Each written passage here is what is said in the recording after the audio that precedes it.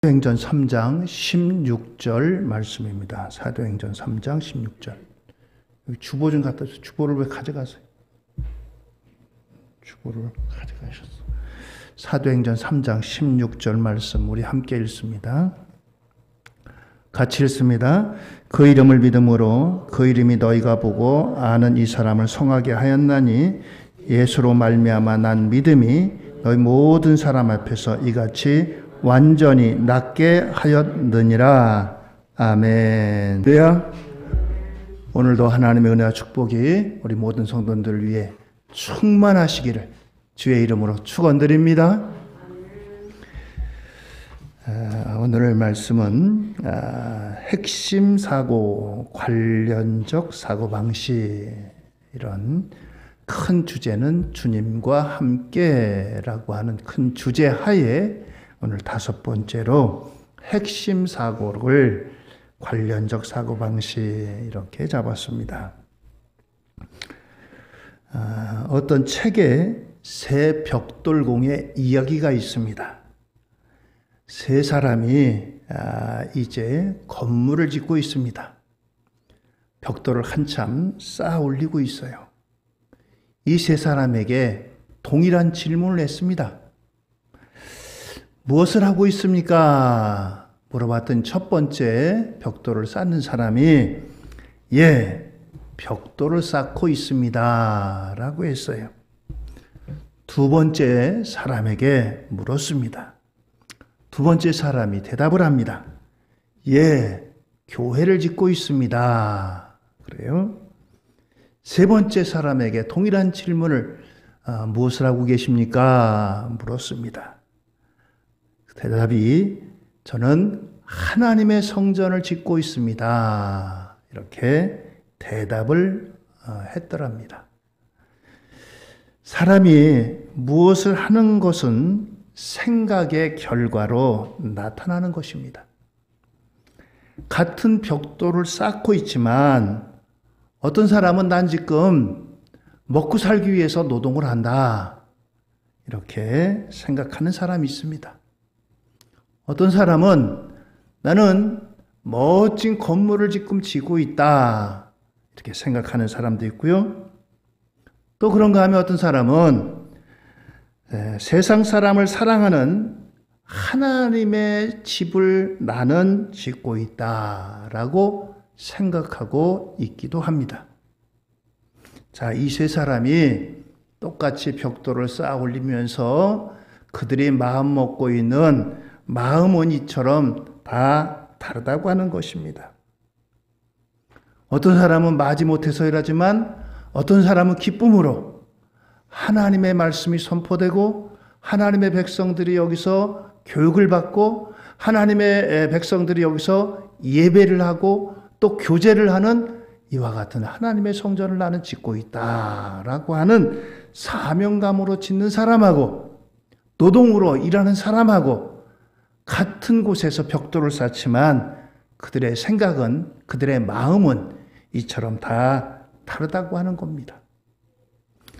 어떤 사람이 과연 일하는데 보람이 있고 하나님께서 보시기에도 너 정말 수고하는구나 이런 마음을 갖겠습니까? 우리의 마음이 어떤 마음을 갖고 있느냐, 참 이것은 그만큼 중요하다는 겁니다. 2차 세계대전에 유대인들이 600만 명이나 학살됐습니다. 이 일의 최종 책임자는 당연히 이제 히틀러의 이와 같은 책임이 있지만 그 밑에서 실무자로 일한 사람이 아히히만이라고 하는 이제 장군이었습니다. 이 사람이 이 600만 명의 유대인들을 학살하는 실질적인 책임자예요. 그런데 이 아히만이라는 사람이 2차 세계대전 끝나고 자기가 잡히면은 전범 재판에 나가서 죽게 될 걸 알고 숨어 다녔습니다.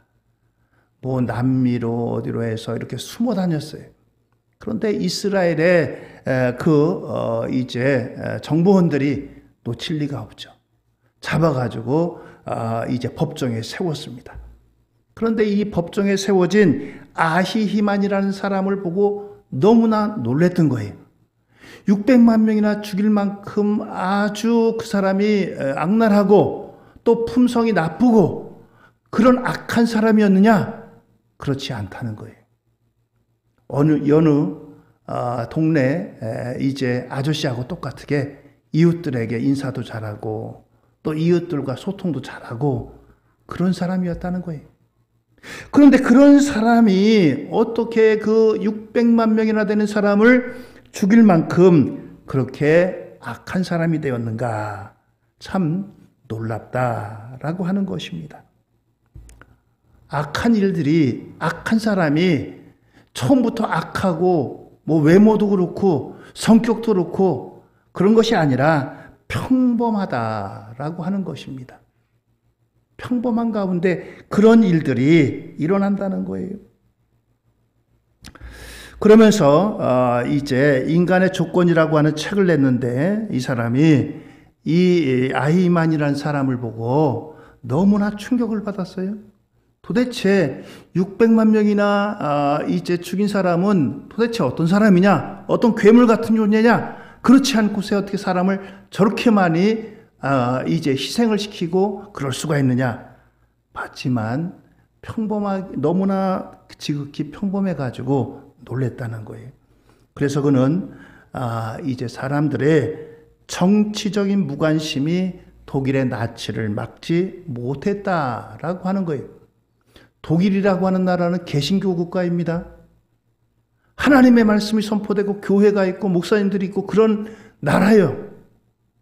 그런데 이런 이제 무자비한 나치가 정권을 잡고 전 세계를 향해서 전쟁을 일으키고 600만이나 되는 유대인들을 그렇게 학살하고 이런 일이 일어났다는 것은 사람들이 믿음은 믿음이고 신앙은 신앙이고 정치는 정치고 이렇게 구별시켜가지고 그렇게 살아왔기 때문에 그러한 정권이 들어서고 그렇게 나라가 흘러가고 세계를 향해서 그 무지막지한 2차 세계대전을 일으키고 사람을 학살하는 그런 일이 일어났다라고 하는 것입니다. 오늘 우리에게 이와 같은 것을 통해서 정말 우리의 신앙은 세상과 떨어져서 상관이 없다. 우리는 그냥 믿음만 믿음이고 신앙은 신앙이고 세상은 세상이다. 이분법적으로 생각하면 안 된다는 거예요. 신앙이 정말 우리의 생활과 떨어져서 이렇게 무기력한 것이 아니라 정말 하나 돼서 그 신앙이 나타나야 된다라고 하는 것입니다. 여러분들 제목이 좀 이제 우리가 이해하기 어려운 그런 제목으로 붙였는데 관련적 사고방식이다라고 하는 말은 쉽게 말해서 이렇습니다. 내 곁에서 내 주변에서 나에게 일어난 모든 일을 예수님과 관련된 사고로 받아들여야 된다라고 하는 것입니다. 첫 번째예요. 내 주변에서 내가 사는 삶 가운데 내가 이제 사는 현장에서 내가 살아가는 삶 속에서 일어난 모든 일들은 예수님과 관련된 사고로 받아들이라 라고 하는 것입니다. 자, 오늘 성경 사도행전 3장 16절 말씀입니다. 우리 다시 한번 보시기 바랍니다. 그 이름을 믿음으로 그 이름이 너희가 보고 아는 이 사람을 성하게 하였나니 예수로 말미암아 난 믿음이 너희 모든 사람 앞에서 이같이 완전히 낫게 하였느니라. 아멘. 그렇습니다. 오늘 이 사도행전 3장에는 남에서부터 이제 안진뱅이인 한 사람이 미문에서 이제 그 미문 앞에 앉아 있습니다. 성전 들어가는 입구에 있는 작은 문인데 여기에 앉아서 뭐 하느냐? 구걸을 합니다. 다리가 성치 못하고 그러니까 거기서 늘 사람들에게 한 푼 주세요. 나 좀 도와주세요. 그러면서 구걸을 합니다. 왜 그렇습니까? 성전에 들어가는 사람들이 뭔가 구제를 하고 선행을 하면 그 사람이 하나님 앞에 지은 죄도 용서받고 하나님 앞에 기도할 제목이 있으면 하나님께서 그래 너 불쌍한 사람 구제해 줬구나. 그래 네 기도 들어줄게. 이런 생각을 유대인들이 가졌기 때문에 성전 미문이라는 곳에서 늘 앉아가지고 사람들에게 성전 들어가는 사람들 향해서 손을 벌리면서 나 좀 도와주세요. 한 푼 좀 주세요. 이렇게 했던 겁니다. 여기에 베드로하고 요한이 기도 시간이 돼서 성전에 올라가면서 보니까 이 사람이 앉아서 나 좀 도와주세요. 한 푼만 주세요. 이렇게 손을 벌렸던 겁니다. 베드로와 요한이 보니까 가진 것이 없어요. 실질적으로 사도들은 가난했습니다. 그래서 이 베드로가 그 사람을 향해서 은과 금은 내게 없거니와 내게 있는 것으로 내게 주노니 나사렛 예수 그리스도의 이름으로 일어나 걸어라 하고 손을 잡아서 벌떡 일으켰어요. 이 사람은 지금까지도요 서본 적이 없습니다. 그러니 걷는 것은 뛰는 것은 말할 것도 없고요. 그런데 여태까지 그렇게 일어나 보지도 못하고 걷지도 못하고 뛰지도 못하던 이 사람이 베드로와 요한이 벌떡 일으키니까 일어나고 또 그러면 걷습니다. 걸어요. 그리고 또 뛰기도 하고요. 그러니 얼마나 놀랬겠어요. 자신도 놀랬고요. 보는 사람도 놀랬고요. 이 일이 오늘 성경 말씀 이 앞에 있었던 겁니다. 그런데 이것에 대해서 사람들이 수근수근거려요. 저 사람이 도대체 무슨 일을 한 거냐? 거기에 대해서 오늘 이 베드로가 그들을 향해서 선포하는 말씀입니다. 그 이름을 믿어서 그 이름이 너희가 보고 아는 이 사람을 성하게 하였다.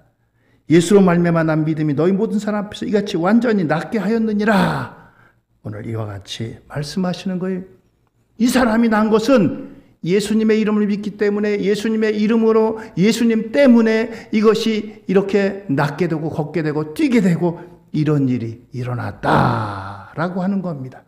사람들은 이야 저 누구길래 저렇게 능력이 있어? 안전뱅이도 일으켜? 야 대단한데? 놀라운 일인데? 베드로와 요한을 주목했지만 베드로는 나를 주목하지 마라. 내가 이 사람을 일으킨 것이 아니라 예수님이 이 사람을 일으켰다, 세웠다 라고 말하는 겁니다.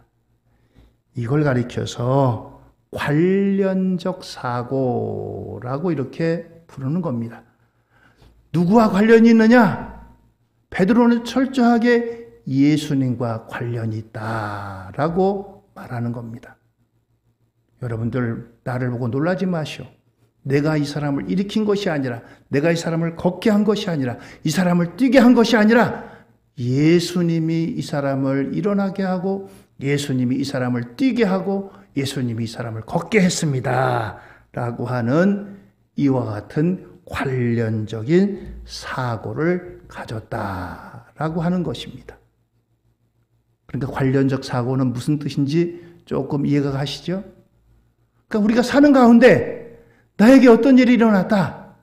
이것이 예수님과 무관하게 일어난 것이 아니라 예수님과 어떤 관계를 갖고 이 일이 일어났다라고 하는 것이 관련적 사고라고 하는 것입니다.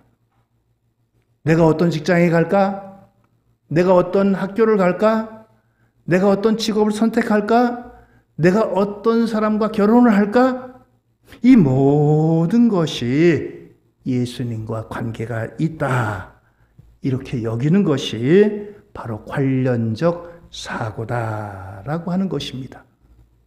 물론 이 베드로도 성령 받고 은혜 받기 전에는 그렇게 생각하지 않았어요.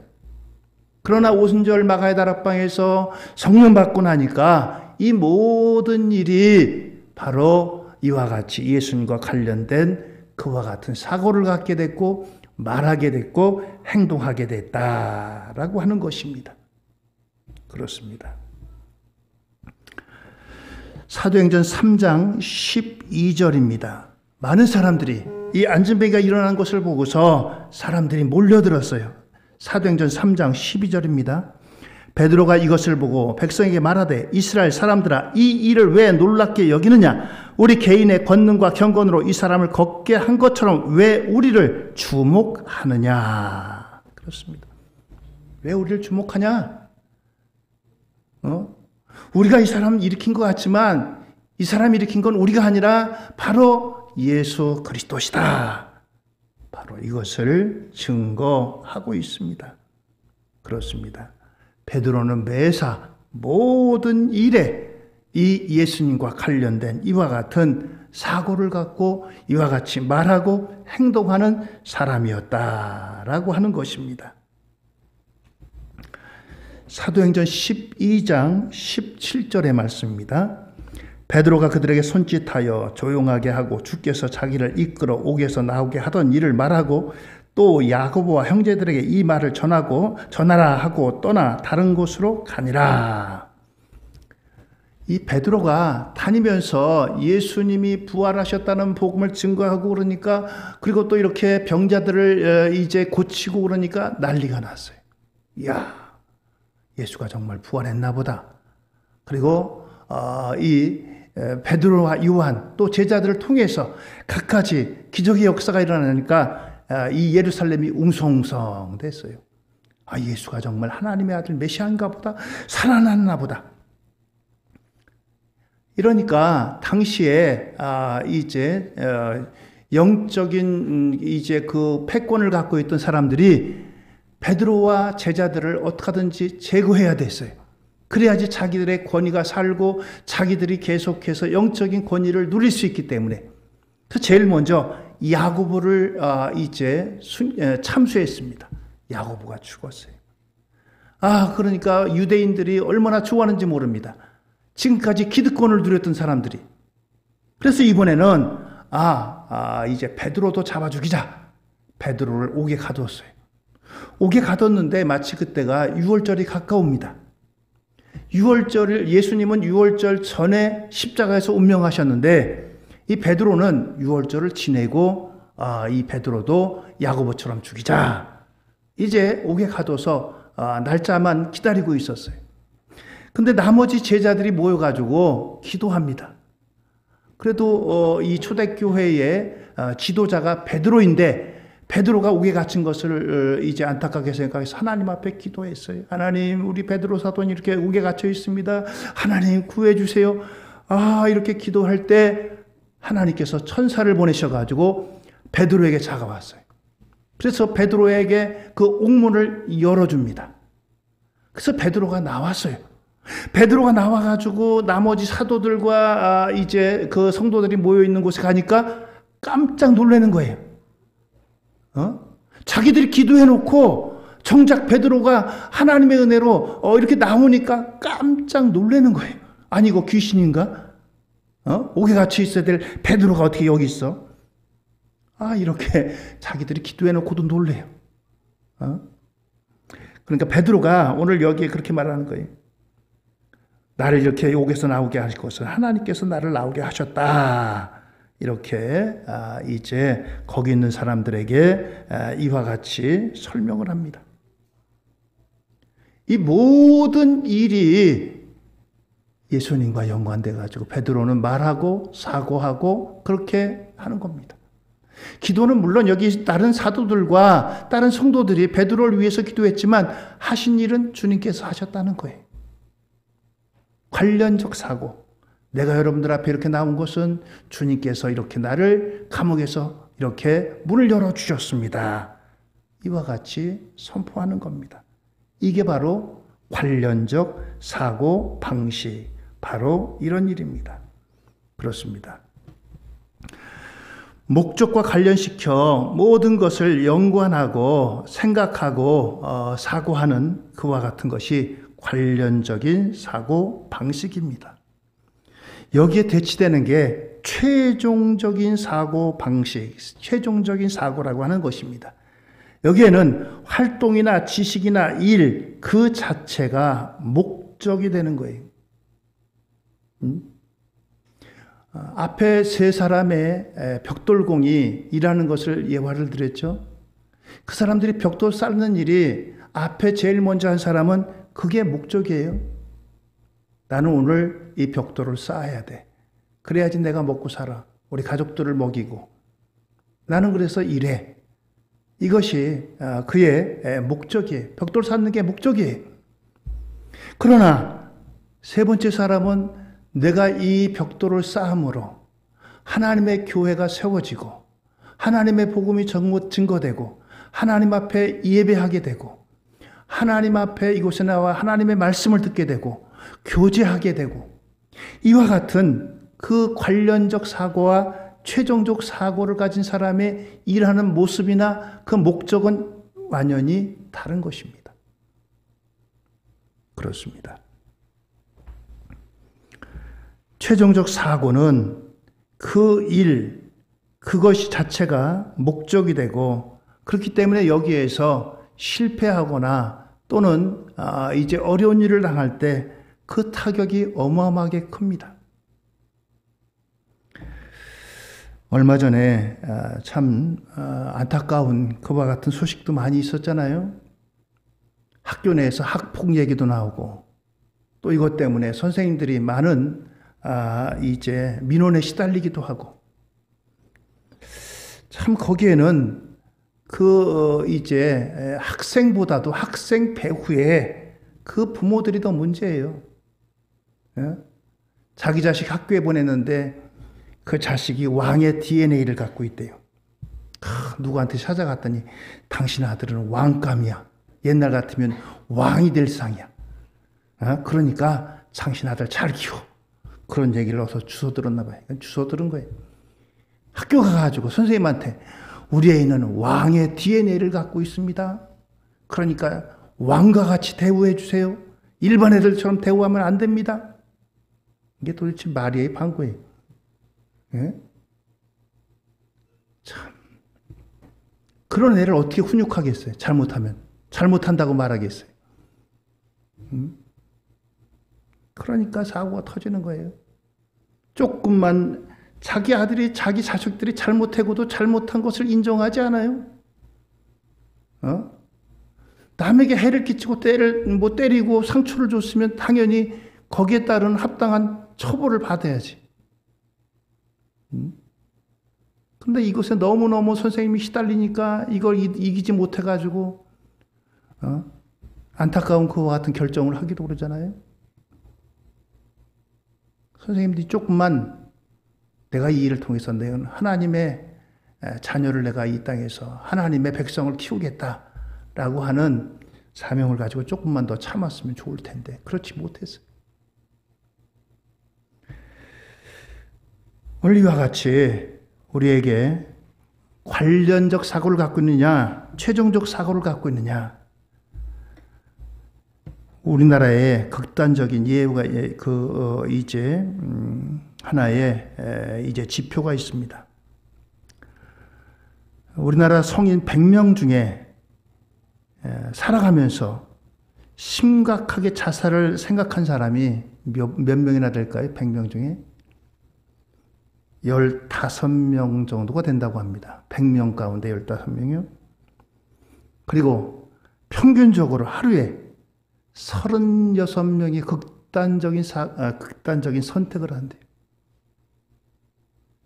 36명이면 1시간에 1명도 더 돼요. 1시간 지날 때마다 1명이 극단적인 선택을 하는 거예요.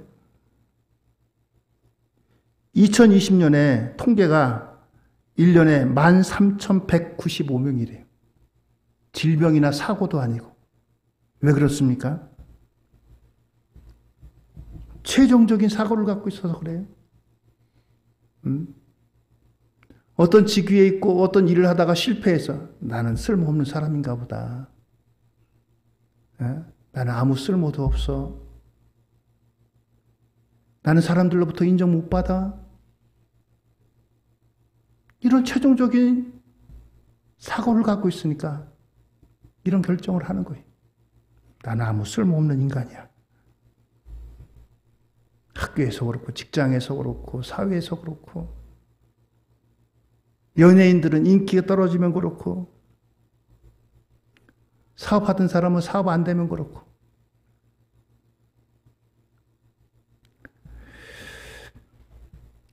예수님의 제자 가운데요.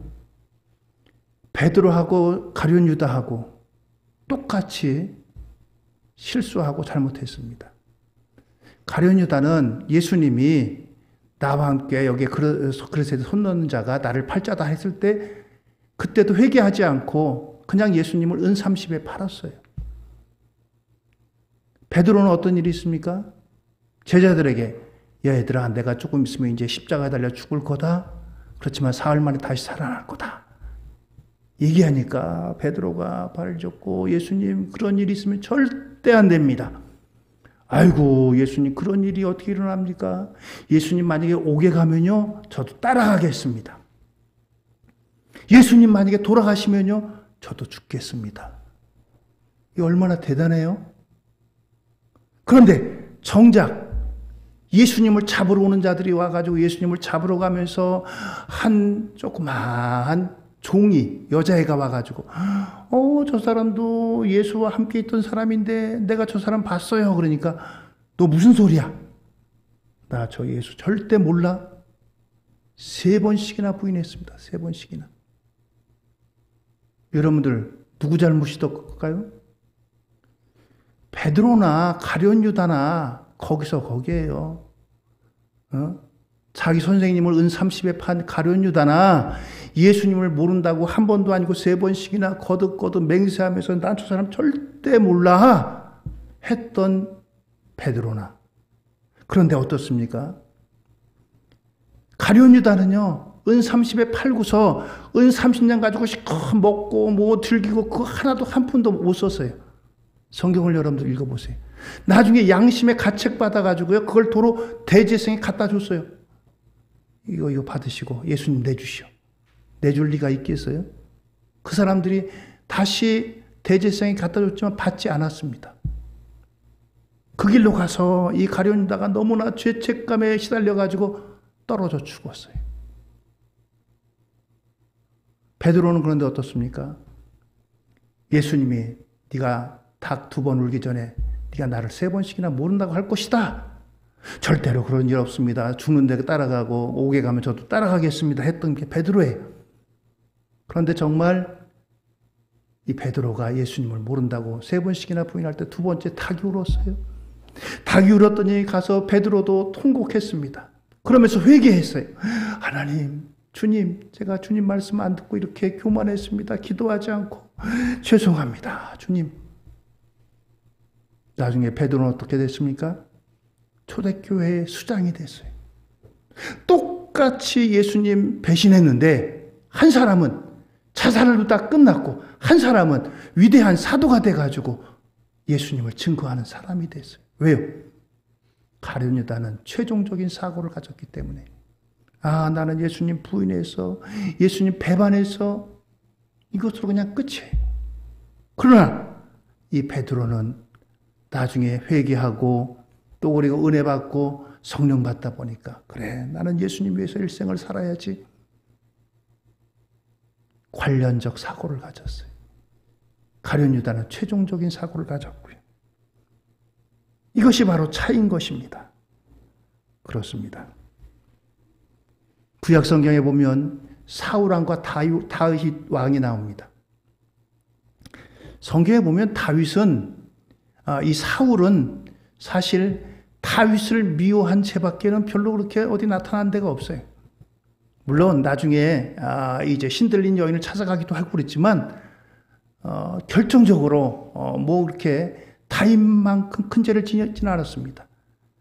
그런데 우리가 성군이라고 하는 다윗은요 멀쩡히 남의 아내 남편이 있는 여인을 자기 사람으로 취했습니다.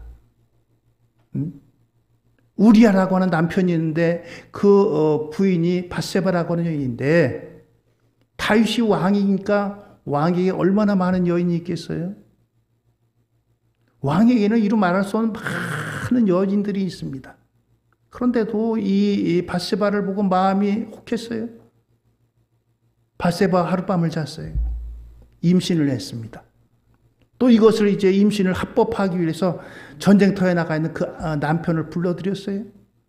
근데 이 남편이 우리 동료들은 지금 전쟁에 나가 죽고 살고 그러는데 나는 편하게 우리 집에 가서 아내와 지낼 수가 없습니다. 자기 집에 안 들어가요. 그러니 뭐 어떻게 되겠어요? 휴가도 그냥 바깥에서 지내다가 휴가 끝나고 다시 돌아갔어요. 다윗이 점점 이제 밧세바는 배가 불러오니까 이것을 합법하기 위해서 이제 요압 장군에게 저 우리아를 전선 최전선에 내보내라. 거기서 죽는 건 합당하잖아요. 그냥 전쟁하다 죽었다고. 그래서 이 다윗은 살인죄와 간음죄를 범한 사람입니다. 누가 더 죄인이겠어요? 사울과 다윗? 그런데도 다윗을 성군이라 그래요. 왜요? 선지자들의 책망을 받을 때 다윗이 하나님 앞에 통곡하고 요를 눈물로 적셨다고 했어요. 하나님 앞에 회개했어요. 회개하고 새로워졌어요. 관련적 사고를 가진 사람이. 사울은 최종적인 사고를 가졌고. 그렇습니다. 세상적으로 보면은 다윗과 사울 비교가 안 돼요. 아니 어떻게 다윗이 더 성군이고 사울이 더 악한 사람이에요? 그러나 하나님께서 보시는 시각, 성경이 말씀하는 시각은 이처럼 달라요. 저와 여러분들은 누구의 사람입니까? 하나님의 사람이. 누구의 시각으로 살아야 돼요? 하나님의 시각으로 살아야 돼요. 우리 삶의 중심이 뭐가 돼요? 성경이 돼야 돼요. 세상의 윤리가 아니고 세상의 관점이 아니에요. 이걸 뛰어넘는 거예요. 그렇습니다. 오늘 이것이만 우리에게 하나님께서 합력하여 선을 이루시는 그와 같은 역사인 것입니다.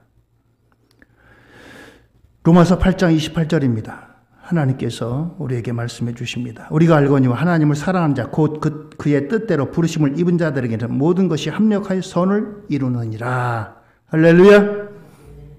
그렇습니다.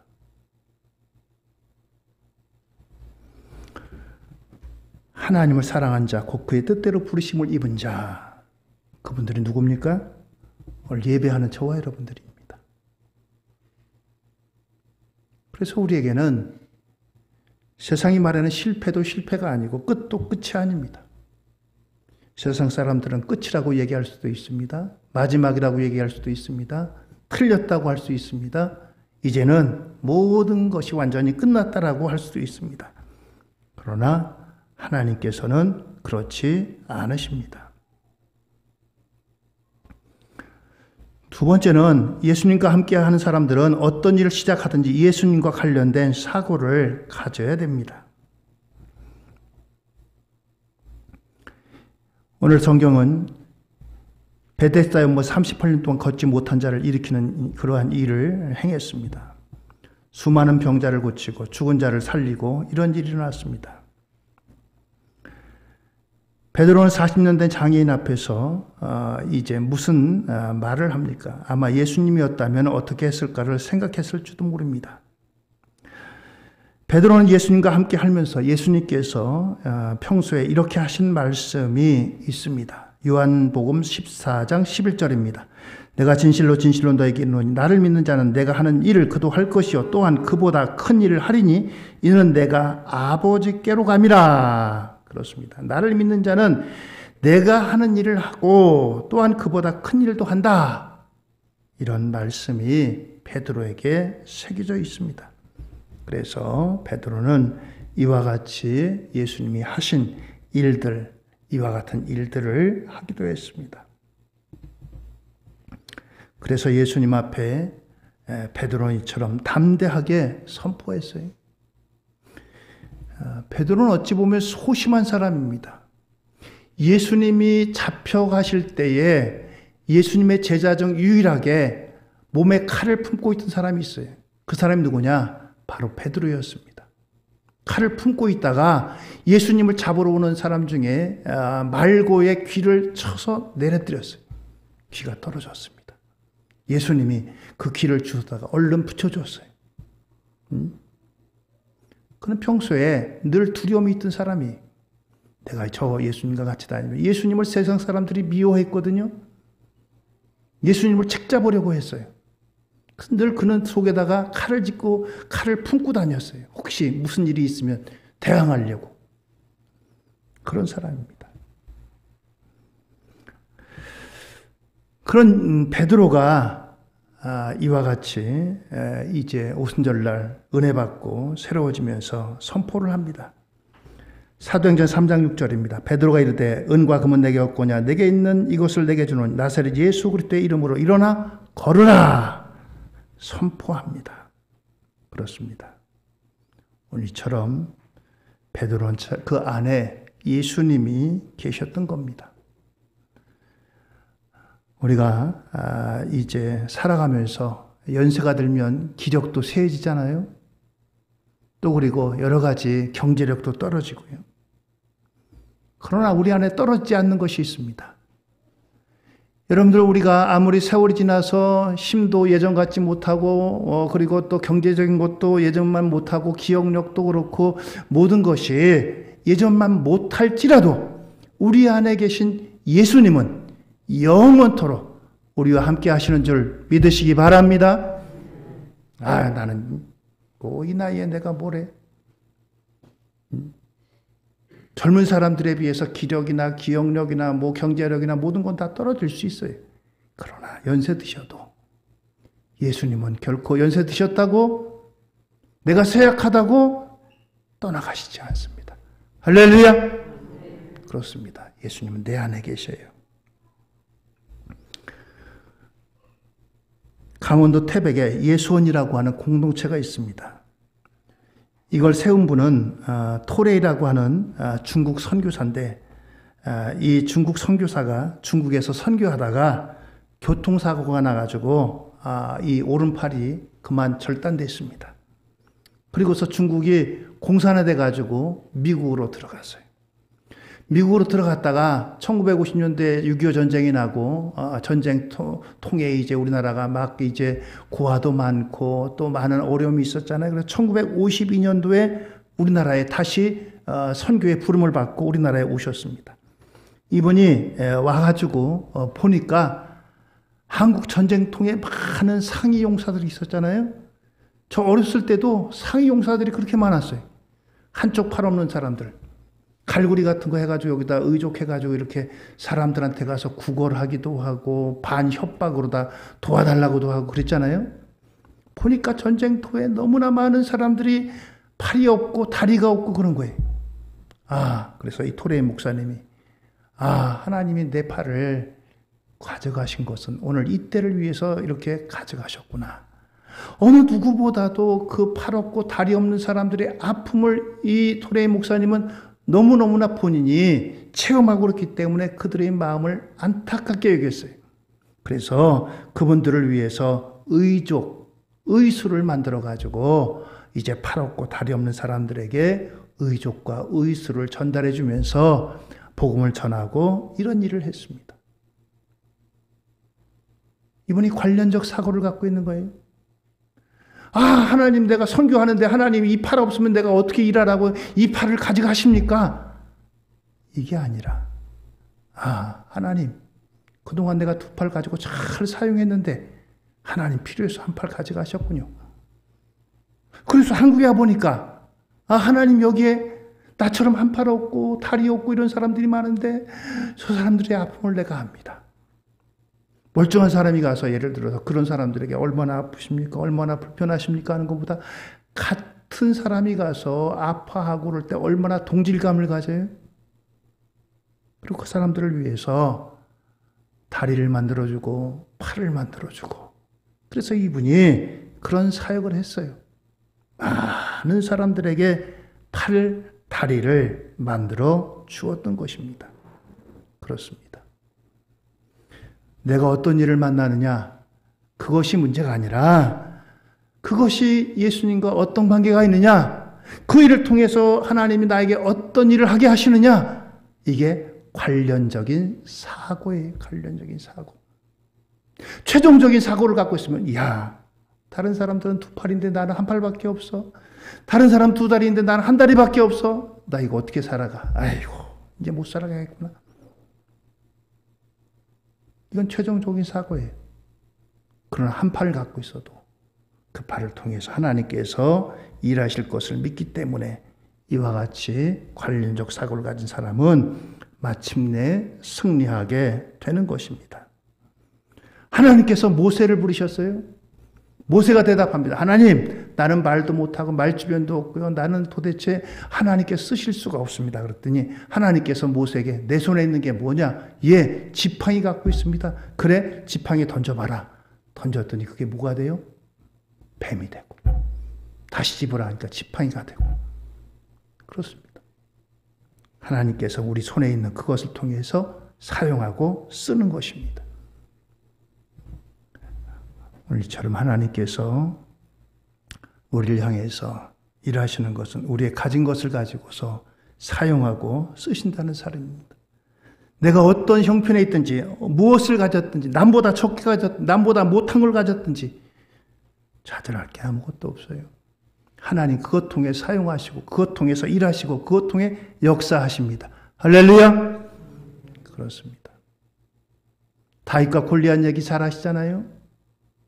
골리앗 큰 거인을 싸울 때 다윗이 뭐 칼을 가지고 창을 가지고 화살을 가지고 싸웠습니까? 다윗은 어려서부터 목동이기 때문에 목동이 양을 치는 사람인데 양을 치는데 뭘 갖고 있느냐? 물매를 갖고 있었어요. 거기다 돌멩이 끼워가지고 쏙 돌립니다. 그래가지고 양을 잡아먹는다든가 그런 짐승 들어오면 던지는 거예요.